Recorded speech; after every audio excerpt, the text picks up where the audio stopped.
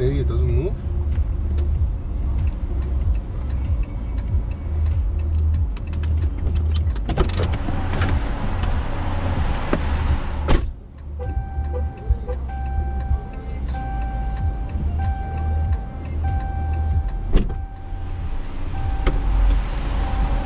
How you doing today? Very good. How about yourself? Sounds like you were dropping one off. Picking one up, that's pretty ideal, right? Yeah. It's pretty awesome. I'll take it. To Chicago, I'm wondering. We got a little bit of traffic, so. Yeah, among the normal traffic, there's a insurance conference in town this weekend. Oh, no wonder. Between the River North hotels where I'm going and the McCormick place where it's at. Yeah. There'll be a lot of short rides if you want them. Yeah. For the next 3 days. No wonder there was there was like a little quest type of thing. It was like, you know, complete X amount of rides and get X amount of money. When you say quest, it's like it's the Uber bulletin or something. Yeah, they'll put it up there. They'll be like, hey, you know, like you can accept the quest and do X amount of rides. And I don't really focus on that. I don't really care. Yeah. Then it's a lot of pressure, you know. It's like like 90 rides in 3 days. It's a lot. It's 30 rides a day. I don't know. Where you flying in from?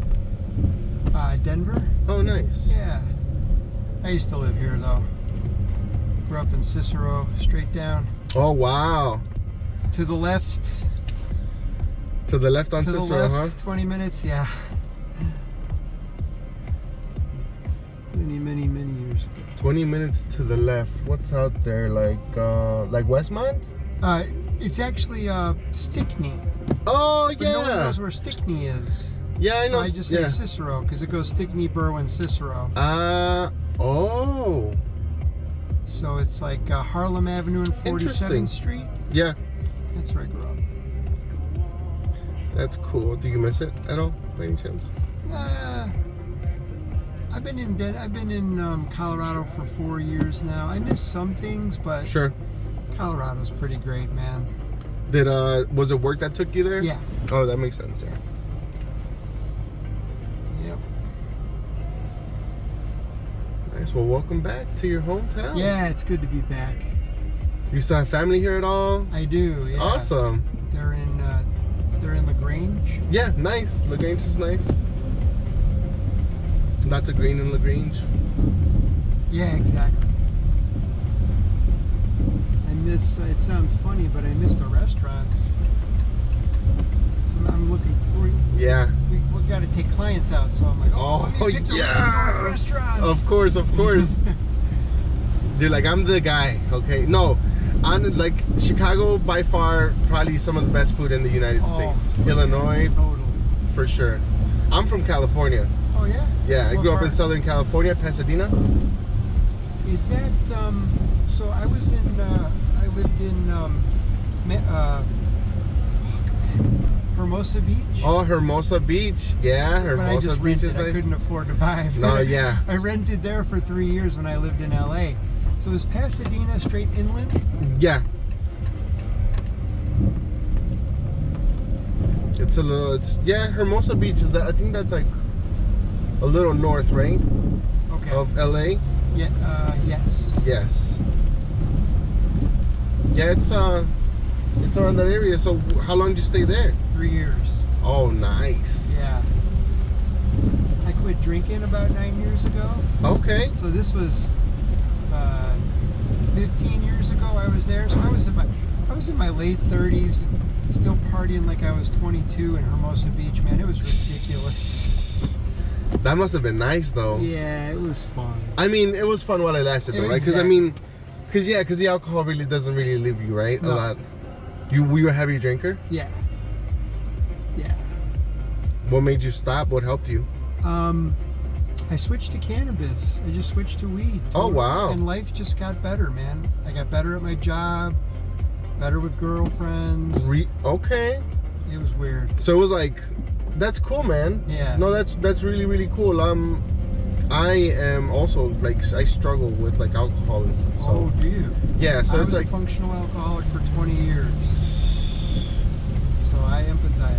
yeah, it's one of those, you know, I work throughout the entire day, and then, you know, just at night I'm just like I get pretty blitzed, and then that's it. Yeah. You know what I mean? I do. And it's embarrassing to say, but yeah, I can tell you because you know what it is, you know. Yeah. So I do some recovery. I'm involved in recovery circles. Oh, really? But I can't get really involved because the negative energy sucks me under. Yeah.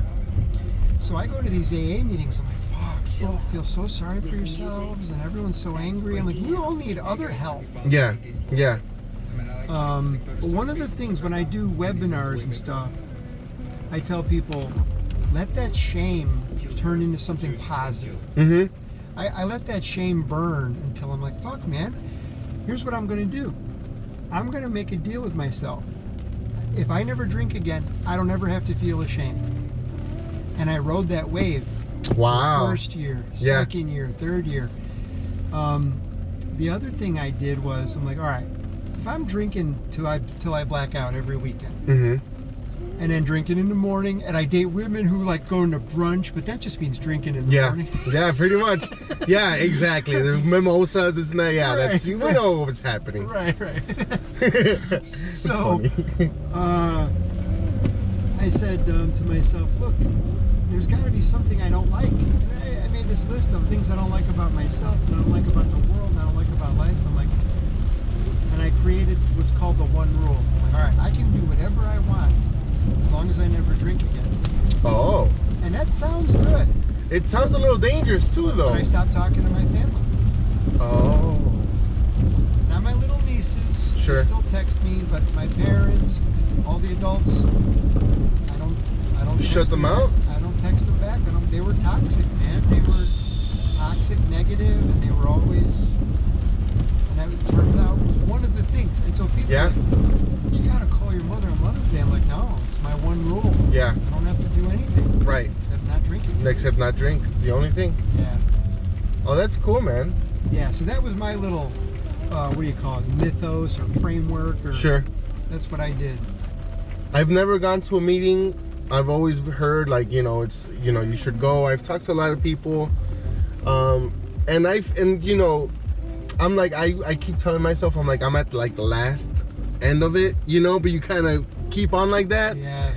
And I, you know, I thought about it sometimes, you know, a little bit ago, and I was just like, you know, I've been on it like that for, I'm like, wow, it's, you know, I think about it and I'm like, man, it's really been like a year and a half since I was like, I'm really gonna lock in, and I'm really gonna, you know what I mean? Yep. But, and I'm just like, it's like time passes so fast when you're drinking, you know? So what about using weed as a bridge to stop? Like when I was boozing, I would smoke and that would stop me from drinking. Then I didn't want to drink anymore that night. Mm. Weed was like my parachute out the back of the funny car, you know, in Yeah. those races. And then when I tried to stop, I'm like, oh, I want to go to the bars. And then I'd smoke a bong, and I'm like, nope, Nice. I'm fine, staying home. Interesting. So you ever try that, or you don't like get tested? No, I do, but I just, honestly, I do,